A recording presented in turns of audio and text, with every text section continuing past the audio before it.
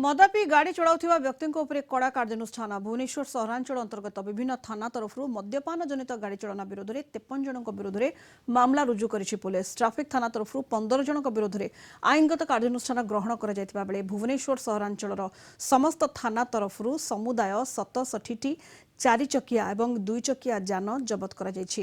भुवनेश्वर सहरांचलकु अपराध मुक्त रखिबापई safe city drive अधीन रे भुवनेश्वर विभिन्न स्थान रे चलुतबा खटी सर्वसाधारण निशा द्रव्य करुतबा असामाजिक व्यक्तिविशेष को नियमित भाव में तदारख करा जाउछि।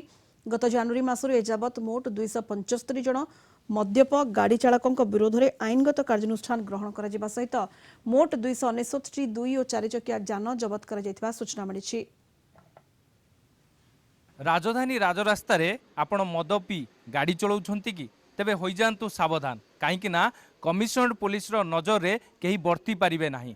कमिशनर्ड पुलिस पूरा राति तमाम नाइट ब्लॉकिंग एवं चेकिंग करा जाउछि। जेउ माने मद पी गाड़ी चलाउछंती से गाड़ी गुडी को जबत करा जाउछि एवं गाड़ी चालकों ना रे कार्यानुष्ठान ग्रहण करा जाउछि एवं मामला रुजु करा जाउछि। तबे ये जो आपण देखुचंती इन्फोसिटी थाना रे थिबा ये जो दामी दामी गाड़ी गुडी को आपण देखुचंती ए गाड़ी गुडी को खाली छिड़ा होइनी। ए गाड़ी गुडी को जे गाड़ी चालक माने अछंती से माने मद्यपान करी गाड़ी चलाउथिबारु ए गाड़ी गुडी को जबत करा जाइछि एवं जहाँ जना पड़ी जनवरी मास ठारू एपर्यंत एवं जो भली भाव में नाइट ब्लॉकिंग करा जाइथिला एवं पुलिस कमिशनर संजीव पंडा निर्देश रे सबु थाना रे गली कंदी रे सबु छक बजार रे नाइट ब्लॉकिंग एवं चेकिंग करा जाइथिला। जो अमानिया गाड़ी चालक माने मद्यपान करी गाड़ी चलाउछंती राजधानी राजरास्ता रे कार्यानुष्ठान ग्रहण करा सेमानक नाँ रे मामला रुजु करा जाइछि एवं गाड़ी गुडी को जबत करिके थाना को अणा जाइछि। एई भली भाव रे 299 रु अधिक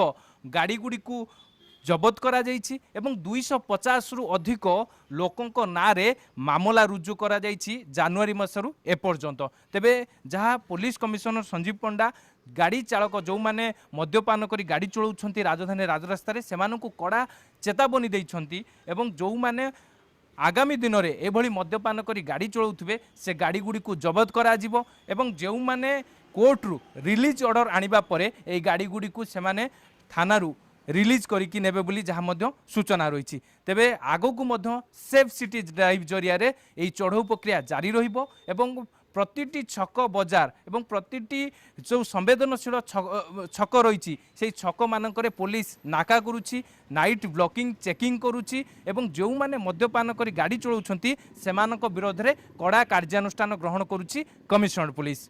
भुवनेश्वर वीडियोग्राफर महेंद्र स्निग्धचंदन दास, कलिंग टीवी।